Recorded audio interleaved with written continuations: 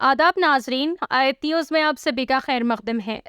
आयत न्यूज़ में आप तमाम का खैर मकदम है। आज जाकिर हुसैन जावेद साहब ने तेलंगाना हाई कोर्ट में member bar council of Telangana election के लिए अपना पर्चा नामजदगी दाखिल किया और इनके साथ एडवोकेट फहद बिन खालिद, एडवोकेट मोहम्मद हबीब अली और हामी भी थे।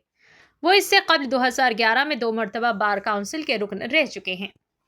आइए नाज़रीन देखें इसी की तफसीली रिपोर्ट। आयत न्यूज़ को लाइक करें, शेयर करें और सब्सक्राइब करना ना भूलें। బార్ కౌన్సిల్ ఎన్నికల సందర్భంగా నేను Zakir Hussain Javeed member bar council of Telangana మళ్ళీ ఈ ఎన్నికల్లో బార్ కౌన్సిల్ మెంబర్గా పోటీ చేస్తున్నాను. కావున ఈరోజు అందరూ స్నేహితులు, మిత్రులు, వాళ్ళందరూ వెంబడి, న్యాయవాదులు వెంబడి ఇక్కడ తెలంగాణ బార్ కౌన్సిల్కు రావడం జరిగింది. ఈరోజు నేను నామినేషన్ వేశాను.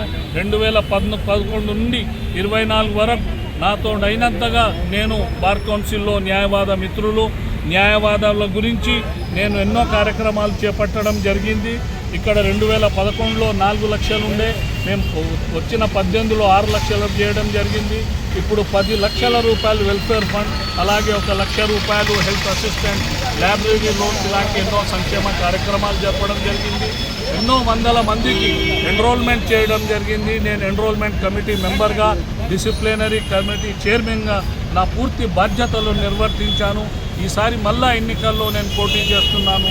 నాకు మీ విలువైన ONE 1 నంబర్ ఓటేసి నన్ను గెలిపించి, మీరు గెలిచిన తర్వాత మొదటి పని ఏం చేశారు?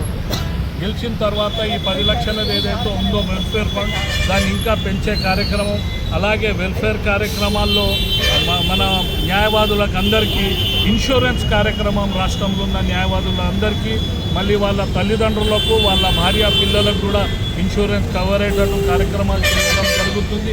అలాగే ఎన్నో కార్యక్రమాలు న్యాయవాద మిత్రుల సంక్షేమం గురించి పనిచేయడం జరుగుతుంది. కావున మీరందరూ 30 తారీఖు జనవరి రోజు వచ్చి, భారీ సంఖ్యలో వచ్చి నాకు ONE 1 ఓటు గెలిపించాలని ప్రార్థిస్తున్నాను.